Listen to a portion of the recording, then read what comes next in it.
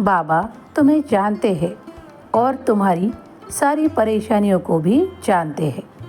अब तुम वो समय देखोगे कि तुम्हारे एक एक कार्य बनते चले जाएंगे और तुम्हारी एक एक परेशानी का अंत तुम देखोगे और आश्चर्य से भी भर उठोगे कि अब तक जो परेशानियां आ रही थी अब वो धीरे धीरे एक एक कर समाप्त हो रही है।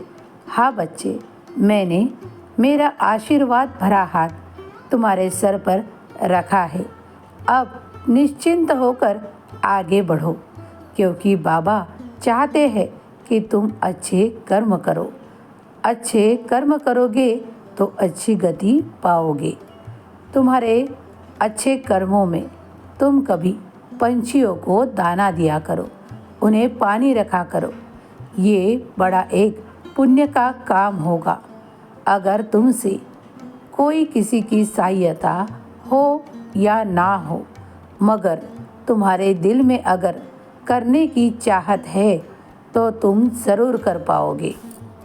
कभी कभी तुम बहुत कुछ चाहते हो, लेकिन कुछ करने में तुम्हें कई परेशानियों का सामना करना पड़ता है। तुम अगर गाय को रोटी भी खिलाना चाहते हो तो तुम्हें उसके लिए उसकी राह तकनी पड़ती है। कभी बाहर जाओ तो कभी मिलती नहीं है। कई परेशानियां आती है, मैं जानता हूँ, लेकिन अगर तुमने दिल में ठान लिया कि मुझे ये गौ माता को खिलाना है तो अवश्य ही तुम्हें गौ माता के दर्शन भी होंगे और तुम उसे खिला भी पाओगे। एक बार अपनी पूरी इच्छा शक्ति से गौ माता को पुकारो और तुम अच्छे कर्म जब भी करना चाहो तब मैं तुम्हें वो सब कुछ करने का आशीर्वाद दूंगा जो तुम चाहते हो।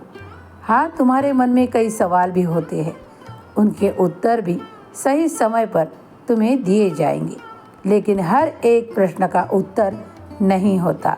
कभी कभी कोई उत्तर तुम्हें मिलता है तो उसे अपना लिया करो। तुम्हारे लिए सब शुभ ही शुभ होगा। तुम जब भी साई की ओर बढ़ते हो और 11 वचनों को प्रतिदिन पढ़ते हो तो बाबा भी तुम्हारी रक्षा करने आते हैं। तुम जो चाहो वो पा सकते हो, लेकिन अपने कर्मों पर ध्यान दो। अच्छे कर्मों की गति हमेशा अच्छी ही होगी। परिवार में किसी को शारीरिक व्याधि तंग कर रही है तो उसे उदी का जल दो, क्योंकि उदी पर तुम बड़ा विश्वास करते हो ना, तो फिर उसका इस्तेमाल करो तुम्हारे सब कुछ अच्छा होने के लिए। हाँ बच्चे, जब साई पर तुम्हारा विश्वास अटूट है तो उदी भी तुम्हारे लिए साई का आशीर्वाद का ही काम करेगी। इसे अपनाओ। जब भी तुम साई के चरणों में नमन करते हो और कुछ मांगते हो तो बाबा भी उचित समय पर वो सब कुछ तुम्हें देते हैं, लेकिन कभी कभी सबूरी रखनी होती है, उसे रख लिया करो। बाकी तो तुम्हारे लिए सब कुछ शुभ है और शुभ ही होगा। तुम्हारा कल्याण होगा।